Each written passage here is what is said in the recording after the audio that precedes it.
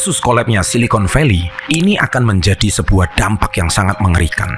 Di tahun 2008 kita tahu Lehman Brothers itu sudah mengalami kasus gagal likuiditas dan itu menyebabkan runtuhnya harga saham dunia, termasuk runtuhnya harga IHSG, dan itu semakin membuat investor semakin gak percaya. Belum lagi kasus resesi yang menghantui kita di 2023 ini.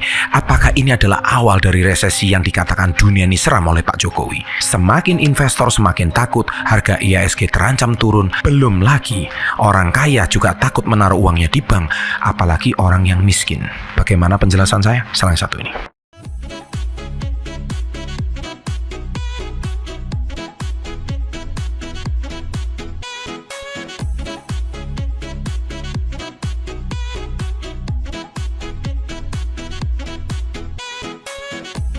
Welcome to Success Before 30 Business and Financial Mentoring.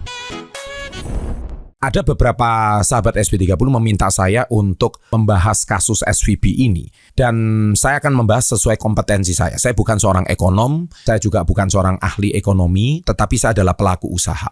Nah, sebagai seorang pelaku usaha, saya mempunyai beberapa kali pengalaman khususnya menghadapi resesi dan krisis. Resesi yang pertama saya hadapi itu adalah tahun 1997. Memang waktu itu bukan resesi dunia, tetapi lebih kepada krisis ekonomi yang terjadi di Indonesia karena krisis pergantian kepemimpinan dan disebut krisis multidimensi. Dan resesi terhebat kedua adalah tahun 2008, di mana Lehman Brothers, bank yang berusia ratusan tahun, akhirnya bisa kolaps juga karena gagal likuiditas. Banyak orang kaya menaruh uang, tetapi akhirnya tidak bisa ditarik dan bank itu bankrupt. Sekarang kita tahu juga, baru-baru ini kita pandemi sudah berumur 3 tahun dan tidak lama lagi pandemi akan shifting ke endemi. Beberapa negara juga sudah melonggarkan kebijakan dan sekarang sudah manusia bebas beraktivitas seperti normalnya. Jadi tidak ada lagi new normal, tapi memang udah normal. Tetapi kita sekarang dihantui oleh resesi yang mana tahun lalu 2022 Bapak Presiden Jokowi sudah menegaskan bahwa dunia 2023 ini akan gelap. Dari sudut pandang saya, dari beberapa pengalaman yang lalu, yang memang akan terasa dampak sulitnya adalah harga saham berguguran jatuh. Itu khususnya di Amerika. Khususnya saham-saham perbankan, kepercayaan masyarakat terhadap dunia perbankan sudah mulai agak runtuh. Dan di Indonesia kita juga tahu belum ada habis-habisnya setelah pandemi. Kita diajar kasus Indosuria yang mana saya juga mengundang Bro Roy Sakti yang membahas masalah Indosuria, belum lagi robot trading. Dan itu menunjukkan bahwa banyak sekali masyarakat kita lebih memilih bunga tinggi untuk dia menjaminkan atau uangnya untuk mendapatkan iming-iming bunga yang lebih tinggi. Sehingga memang perbankan diajar habis-habisan. Dari sudut pandang saya, bagaimana sih kasus SVB ini? Oke, saya akan bahas dari sebuah cerita dan ilustrasi agar Anda paham apa sih yang terjadi dengan kolapsnya SVB ini. Nah, ceritanya ini adalah Silicon Valley Bank itu seperti pohon besar, pohon pisang yang banyak sekali buah pisangnya. Nah, banyak monyet suka pisang. Kenapa saya pakai ilustrasi monyet? Karena monyet ini ibaratkan nasabah ya. Memang kurang enak banget nasabah kok dikatakan monyet. Tapi ini kan sebuah ilustrasi aja. Pisangnya diletakkan di pohon tersebut. Nah, pohon itu bakal memberikan banyak pisang dan buah pisang itu berbuah terus selama 3 tahun ini. Sehingga lebih banyak monyet itu tertarik untuk mengambil pisang di pohon tersebut.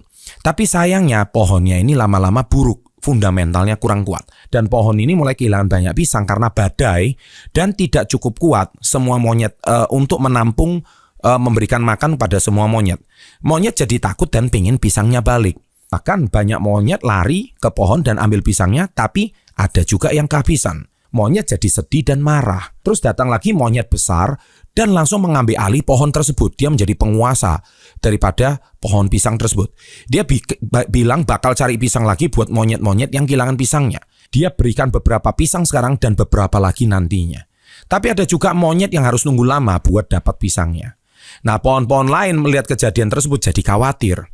Sehingga mereka juga banyak pisang tapi tidak kehilangan pisangnya waktu badai. Pohon lain berharap monyet-monyet mereka nggak kabur juga sama pisangnya. Nah, itulah ilustrasi daripada kasus SVB ini. Silicon Valley Bank akan menjadi satu ancaman was-was bagi bank yang lain. Kita juga tahu Silicon Valley Bank ini menjadi naik daun gara-gara startup banyak meletakkan uangnya di sana. Apalagi di saat pandemi, jelas semua orang online dan banyak startup menggunakan teknologi internet dan mereka mendapatkan banyak nasabah disebut. Sehingga mereka menjadi hype di saat terjadinya pandemi. Tapi ketika pandemi ini sudah hampir usai, banyak orang sudah mengalami seperti monyet itu tadi. Nah, kenapa harga IHSG-nya Amerika itu berguguran? Ya, gara-gara banyak bank itu sudah banyak monyet-monyet sudah mulai tidak percaya. Dan was-was, bisa nggak ya saya withdraw? Bisa nggak ya withdraw? Namanya monyet manapun kalau terjadi rush, ya sekuat apapun banknya, ya itu juga akan tumbang. Dan itu yang terjadi di Lehman Brothers, sehingga banyak orang tidak lagi percaya kepada institusi perbankan. Dan ini akan menjadi sebuah kasus yang sangat-sangat besar. Nah, apa sekarang dampaknya bagi Indonesia? Dampaknya kalau bagi Indonesia, kalau menilik dari kasus Lehman Brothers di tahun 2008, pasti ada efek domino. Untungnya saat itu Indonesia sudah lepas dari krisis 10 tahun. Sehingga fundamental ekonomi Indonesia saat itu sudah jauh lebih kuat. Ada nggak dampaknya? Ada. Karena saya masih ingat, saya beli saham Bumi Resource pada saat itu. Dan saham Bumi Resource digoreng naik tinggi, kita ikut hype-nya pada saat itu. Dan akhirnya saham Bumi Resource seperti kita ketahui turun ke dasar gocap. Nah, saya sempat ingat waktu itu saya mengalami kerugian 70%, saya harus cut loss, kalau tidak dia akan turun terus-menerus. Nah, itulah pengalaman saya sebagai seorang trader. Itulah sebab saya berkali-kali selalu mengingatkan, jadilah investor bukan trader. Pak, apa bedanya trader dan investor? Saya nggak akan bahas di sini, tetapi sebaiknya Anda tonton video yang lain. Ketika Anda punya uang lebih, Anda koleksi sahamnya. Anda punya uang lebih, Anda koleksi sahamnya. Sehingga menggunakan prinsip DCA, dollar cost averaging. Itu yang selalu dilakukan oleh Warren Buffett.